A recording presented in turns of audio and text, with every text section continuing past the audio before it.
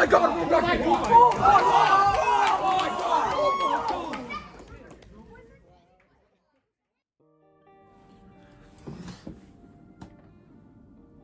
Hey everybody, my name is Elijah Rain Phelps.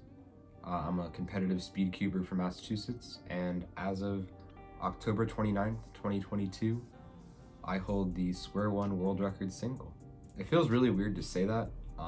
I still can't really believe it, and that it happened. It's crazy to me. If you guys have been watching my channel, or if you're new, welcome. But I've been going for state record for a while and trying to break that.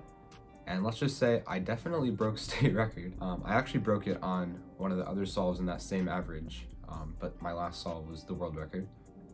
It's really crazy to me. Like, it's weird. I've been working really hard to get something good in Square-1. I didn't think it would be world record, and if it was world record, I didn't think it would be this soon, but it happened, and I couldn't be more grateful for everyone who's helped me, and thank you to everyone who's congratulated me and, you know, followed me and all that. It means a lot. I want to thank some people and some companies for their support, so I'm gonna go down a little list and thank everyone. First and most important to me is the Cubicle. Thank you for sponsoring me and my channel. Thank you for all of your help. Thank you for all your support. All of that means a lot. You can actually pick up a cube at the Cubicle. Maybe it's the one that I use, which is the Derpy MGC Square-1, and you can use the discount code RAIN to save 5% off any order when you check out. Speaking of the Derpy MGC Square-1, this is the exact cube I used. Thank you to Daniel Karna, or Derpy Cuber, not just for an amazing setup of a cube that got me WR, but thank you for coaching me. If you guys don't know, I was the first person to order a video critique from Daniel's coaching service, and this was around 3 years ago. I averaged around 17 seconds. I actually watched the video back. You can go find it on his channel, it's pretty funny. I watched the video back of all the solves I did when he critiqued them, and it's crazy to see how far I've come. It's really astounding. Like, my solves were so bad. Go check that out, because maybe from his coaching you'll get a world record. You never know. You never know. I know it sounds like really cliche, like you'll never know, you might get a world record, but like, it's really true. You never know. I did not think I was capable of it, and I did it. And that brings me to the next person who has helped me do it for the past few years, and this is Levi Gibson. If you guys don't know who Levi is, I met him at my first competition, which was in 2019. I knew nobody, like literally nobody, who cubed around where I lived, and he was the first person that I met who was like relatively close to me who cubed, and he was really fast. He's really good at Square-1. Levi is my best friend. I love him a lot, and without him, I don't think I would be into this as much as I am. Like, seriously, thank you to Levi. He's probably like the main reason I'm still cubing and the main reason why this happened. So big props to him. These Reese's Pieces are really good, by the way. Like, oh yeah, happy Halloween to everybody. It's Halloween today, so that's pretty cool. These are really good. So now I want to talk a bit about the actual solve and the experience of getting a world record. So the solve itself, yes, it was lucky, but I'm impressed with how well I turned, considering, like, I guess I really wasn't that nervous. If you look at the average, I saw a lot of comments about this, and I don't find it like rude or anything. I find it pretty funny. But my solves were 7, 6, 14, 10, and then a 4. So the 7 and the 6 were really good.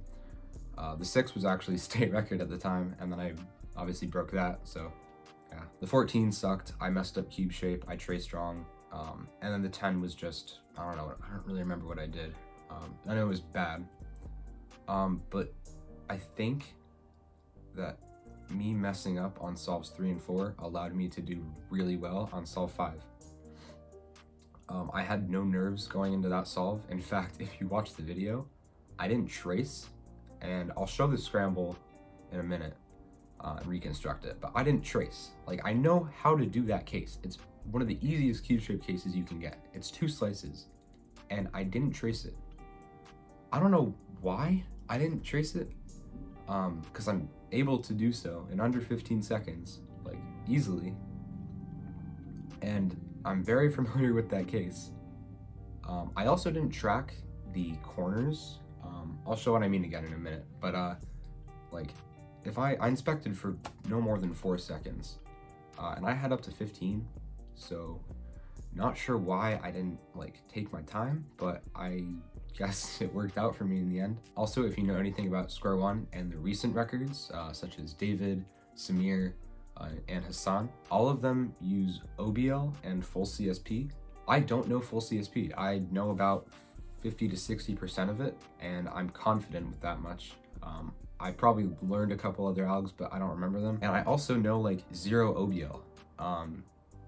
Like none. I don't know OBL. So the fact that I got a world record with no like OBL or CSP is like crazy to me. The solve was really cool, but the feeling right before I stopped the timer was probably the craziest part.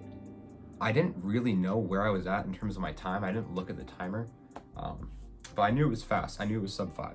So you'll notice in the video, if you watch it back, that I reacted and I shouted world record, and then it went silent. And a lot of people were commenting that on the video. They're like, why did it go silent? The reason it went silent is because I mumbled to myself, and I think other people might have heard me.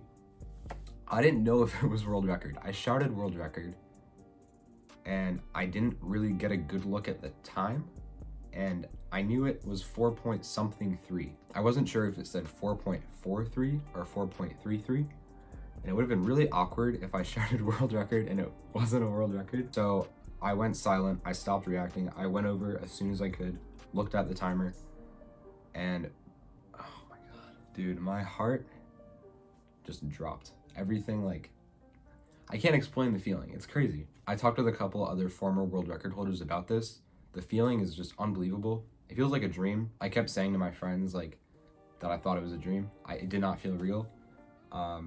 It's just the craziest experience of my life, and it's like, it's actually wild. I know that sounds like really cliche, like kind of like cringy and weird, but like it's true. It does not feel real in the slightest. I had to actually take a walk outside and kind of get outside a little bit, get some air, because I started to like not breathe. Like I was like, I couldn't collect my breath. So I walked outside, but my friends were texting me, going crazy. It was crazy. Greatest day ever. Super happy about it. Yeah, that's where I'm at. Oh, the last people, obviously, how can I forget this? I want to thank everyone watching this for like supporting me and stuff. It's really cool. Like really. Thank you for commenting and liking and all that, you know, stuff. It may not seem like you're doing a lot when you leave a comment to someone you don't know that says like congrats, but like I go through all the comments, I look at them. So thank you. You're awesome.